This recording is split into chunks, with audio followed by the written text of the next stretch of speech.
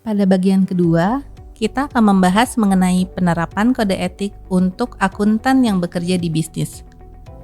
Seperti yang kita ketahui, seorang akuntan dapat bekerja pada berbagai sektor. Tidak dapat dipungkiri, minat atas profesi akuntan sangat tinggi. Fenomena ini memberikan penjelasan secara tak langsung bahwa publik telah paham akan pentingnya akuntan.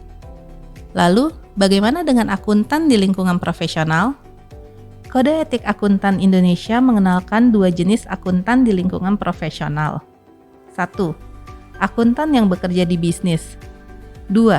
Akuntan yang berpraktik melayani publik melalui kantor jasa akuntan dan kantor akuntan publik. Pada bagian ini, kita akan membahas akuntan yang bekerja di bisnis.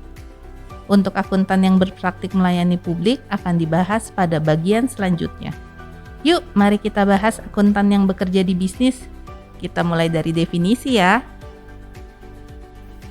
Berdasarkan Kode Etik Akuntan Indonesia, akuntan yang bekerja di bisnis adalah akuntan yang bekerja di bidang-bidang seperti perdagangan, industri, jasa, sektor publik, pendidikan, sektor nirlaba, atau dalam asosiasi profesi atau regulator yang mungkin menjadi karyawan, karyawan tidak tetap, rekan, direktur eksekutif atau non-eksekutif, komisaris, pemilik, manajer, atau sukarelawan. Mari kita perhatikan kembali definisinya.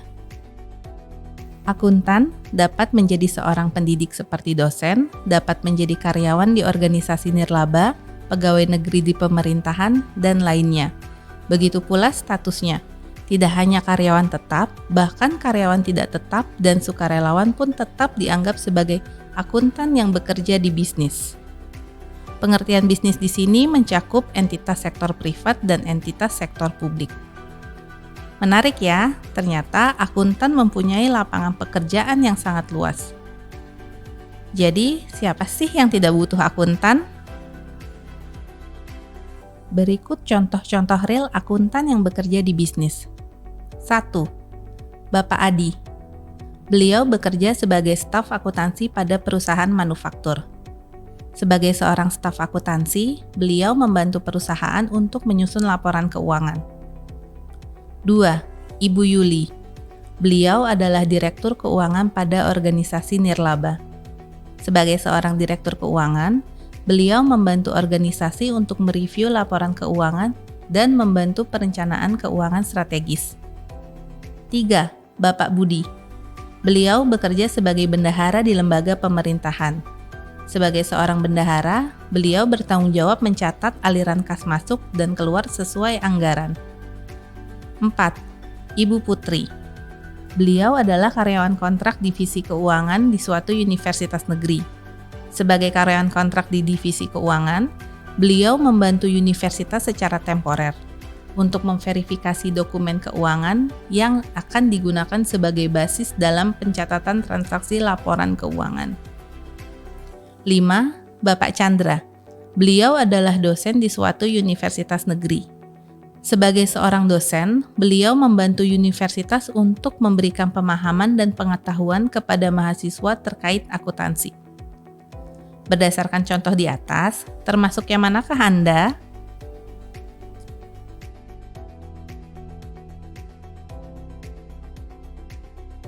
Dalam suatu organisasi, terdapat hierarki yang memisahkan tugas, tanggung jawab, dan wewenang, sehingga dapat dikatakan suatu organisasi memiliki atasan dan bawahan atau senior dan junior. Mari kita pahami lebih lanjut mengenai posisi senior atau atasan. Kode Etik Akuntan Indonesia memberikan deskripsi tentang akuntan senior yang bekerja di bisnis, yaitu direktur dan komisaris atau pejabat eksekutif atau karyawan senior yang mampu memberikan pengaruh signifikan atas keputusan dan mengambil keputusan terkait perolehan, penyebaran, dan pengendalian atas organisasi karyawan, keuangan, teknologi, sumber daya berwujud, dan sumber daya tidak berwujud.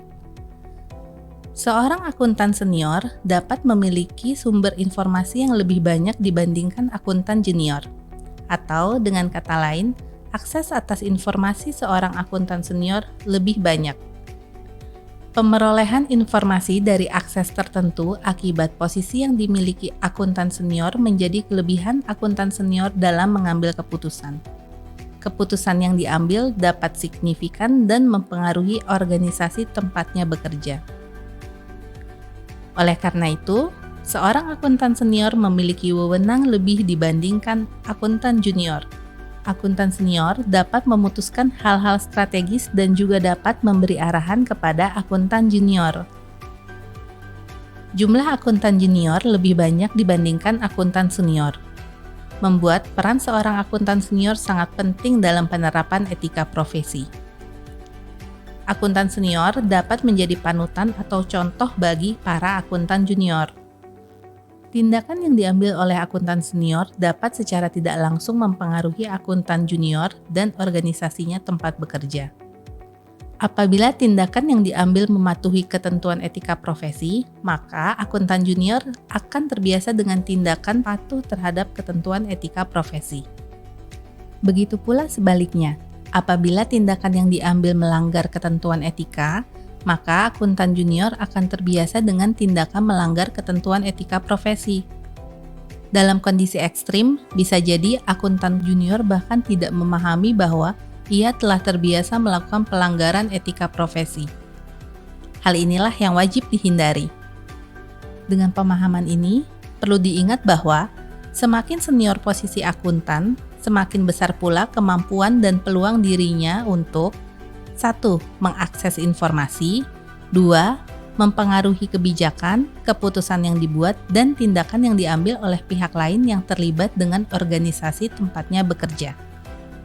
Jadi, baik akuntan senior maupun junior diharapkan mendorong dan mempromosikan budaya berbasis etika dalam organisasi, terutama akuntan senior yang akan menjadi pemimpin dalam sebuah organisasi. Pada bagian pertama, Anda telah memahami kerangka kerja konseptual sebagai pola pikir seorang akuntan dalam menghadapi berbagai masalah etika saat memberikan jasa profesionalnya. Dimulai dengan mengidentifikasi ancaman, lalu mengevaluasi ancaman, dan diakhiri dengan mengatasi ancaman. Tidak lupa penggunaan pola pikir ini bersamaan dengan penerapan sikap yang selalu mempertanyakan atau inquiring mind, pertimbangan profesional atau professional judgment, pengujian pihak ketiga yang rasional dan memiliki informasi yang memadai, dan pertimbangan lain seperti bias dan budaya organisasi. Dengan karakter yang dimiliki oleh akuntan yang bekerja di bisnis, apa saja ancaman yang akan dihadapi? Mari kita mulai dengan ancaman kepentingan pribadi. 1. Akuntan memiliki kepentingan keuangan pada atau menerima pinjaman atau jaminan dari organisasi tempatnya bekerja. 2. Akuntan terlibat dalam pengaturan kompensasi insentif yang ditawarkan oleh organisasi tempatnya bekerja. 3. Akuntan memiliki akses ke aset perusahaan untuk keperluan pribadi.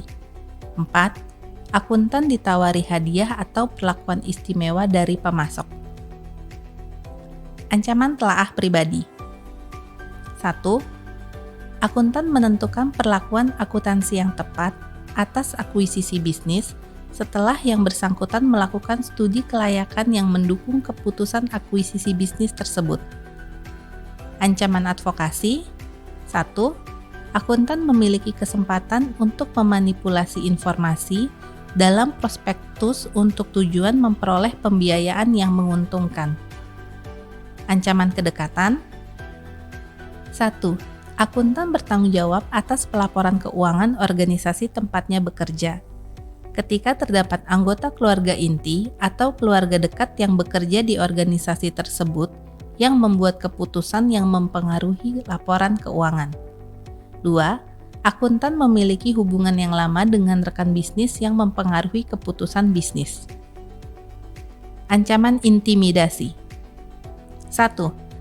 Akuntan, anggota keluarga inti, atau keluarga dekat menghadapi ancaman pemecatan atau penggantian atas ketidaksepakatan tentang penerapan SAK dan cara informasi keuangan dilaporkan. 2. Seorang individu mencoba mempengaruhi proses pengambilan keputusan akuntan, misalnya berkenaan dengan pemberian kontrak atau penerapan SAK. Cukup banyak kemungkinan yang akan dihadapi oleh akuntan yang bekerja di bisnis. Dengan mengetahui kemungkinan ancaman-ancaman tersebut, Anda dapat lebih waspada atas setiap tindakan di masa depan. Setelah kita mengetahui kemungkinan ancaman yang dapat terjadi, tahap selanjutnya adalah mengevaluasi ancaman. Apakah ancaman-ancaman tersebut berada pada level yang dapat diterima? Dalam mengevaluasi sebuah ancaman, akuntan perlu mempertimbangkan faktor-faktor yang dapat mempengaruhi level ancaman tersebut, yaitu 1. Sifat dan ruang lingkup dari aktivitas profesional. 2. Kepemimpinan yang menekankan pada pentingnya perilaku etis dan ekspektasi bahwa karyawan akan bertindak secara beretika. 3. Kebijakan dan prosedur yang mendorong dan memberdayakan karyawan untuk mengomunikasikan kepada manajemen senior mengenai semua persoalan etika tanpa takut akan dihukum. 4. Kebijakan dan prosedur dalam implementasi dan pemantauan mutu kinerja karyawan. 5. Sistem pengawasan korporat atau struktur pengawasan lain dan pengendalian internal yang kuat. 6. Prosedur rekrutmen karyawan yang menekankan pada pentingnya mempekerjakan karyawan yang memiliki kompetensi tinggi. 7. Komunikasi tepat waktu mengenai kebijakan dan prosedur organisasi, termasuk perubahannya kepada semua karyawan, serta pelatihan dan pendidikan yang tepat mengenai kebijakan dan prosedur tersebut. 8. Kebijakan etika dan petunjuk pelaksanaannya. Pada akhirnya, kita memasuki tahap akhir, yaitu mengatasi ancaman. Dalam situasi ekstrim, jika keadaan yang memunculkan ancaman tidak dapat dihilangkan dan pengamanan tidak tersedia, atau tidak dapat diterapkan untuk menurunkan ancaman sampai pada level yang dapat diterima, mungkin tepat bagi akuntan untuk mengundurkan diri dari organisasi tempatnya bekerja. Pada bagian ini, pembahasan mengatasi ancaman dicukupkan sampai di sini. Lalu penjelasan lebih lanjut akan Anda dapatkan pada bagian selanjutnya, bersamaan dengan pembahasan isu-isu spesifik yang akan dihadapi oleh akuntan yang bekerja di bisnis. Isu-isu tersebut adalah 1. Benturan kepentingan. 2. Bertindak dengan keahlian yang memadai. 3. Kepentingan keuangan, kompensasi, dan insentif yang terkait dengan pelaporan keuangan dan pengambilan keputusan. 4. Bujukan termasuk hadiah dan keramah tamahan. 5. Respon terhadap ketidakpatuhan terhadap peraturan perundang-undangan. 6. Tekanan untuk melanggar prinsip dasar etika. Mari kita simak pembahasan selanjutnya.